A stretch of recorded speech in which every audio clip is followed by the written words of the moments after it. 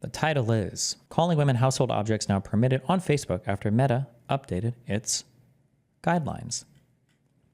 Meta on Tuesday announced sweeping changes to how it moderates content that will roll out in the coming months, including doing away with professional fact-checking. But the company also quietly updated its hateful conduct policy, adding new types of content users can post to the platform, effective immediately. Users are now allowed to, for example, refer to women as household objects or property, or transgender or non-binary people as it, according to a section of the policy prohibiting such speech that was crossed out. Apparently, the Zuck made a statement on this. Hey everyone. I want to talk about something important today, because it's time to get back to our roots around free expression on Facebook and Instagram. I started building social media to give people a voice. I gave a speech at Georgetown 5 years ago about the importance of protecting free expression, and I still believe this today. But a lot has happened over the last several years. There's been widespread debate about potential harms from online content. Governments and legacy media have pushed to censor more and more. A lot of this is clearly political, but there's also a lot of legitimately bad stuff out there. Drugs, terrorism, child exploitation. These are things that we take very seriously, and I want to make sure that we handle responsibly. Wait, what?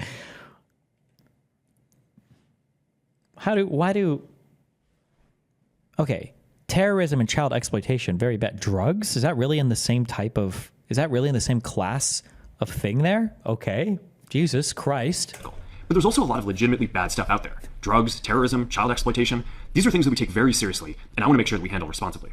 So we built a lot of complex systems to moderate content. But the problem with complex systems is they make mistakes. Even if they accidentally censor just 1% of posts, that's millions of people.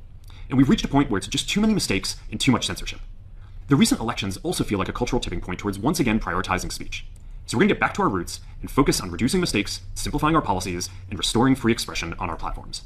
More specifically, here's what we're going to do. First, we're going to get rid of fact checkers and replace them with community notes, similar to X, starting in the US. After Trump first got elected... Yeah, why would we have cringe fact checkers when we could brigade community note systems? Hell yes. In 2016, the legacy media wrote nonstop about how misinformation was a threat to democracy. We tried in good faith to address those concerns without becoming the arbiters of truth. But the fact checkers have just been too politically biased and have destroyed more trust than they've created, Examples? Especially in the US. So over the next couple of months, we're going to phase in a more comprehensive community notes system.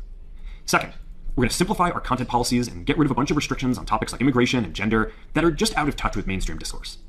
What started as a movement to be more inclusive has increasingly been used to shut down opinions and shut out people with different ideas, and it's gone too far. So I want to make sure that people can share their beliefs and experiences on our platforms. Third, we're changing how we enforce our policies to reduce the mistakes that account for the vast majority of censorship on our platforms. We used to have filters that scanned for any policy violation. Now we're going to focus those filters on tackling illegal and high severity violations. And for lower severity violations, we're going to rely on someone reporting an issue before we take action. The problem is that the filters make mistakes, and they take down a lot of content that they shouldn't. So by dialing them back, we're going to dramatically reduce the amount of censorship on our platforms. We're also going to tune our content filters to require much higher confidence before taking down content. The reality is that this is a trade-off. It means we're going to catch less bad stuff, but we'll also reduce the number of innocent people's posts and accounts that we accidentally take down. Fourth, we're bringing back civic content. For a while, the community asked to see less politics because it was making people stressed, so we stopped recommending these posts. But it feels like we're in a new era now, and we're starting to get feedback that people want to see this content again. So we're Thank God.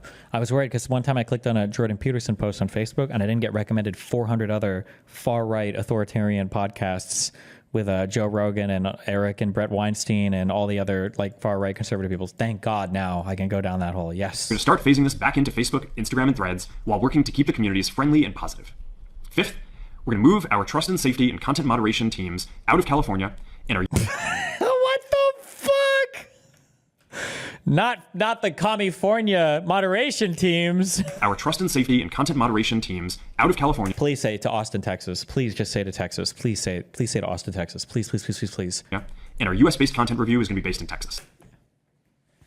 All right, I'm outie. I'll be back tomorrow.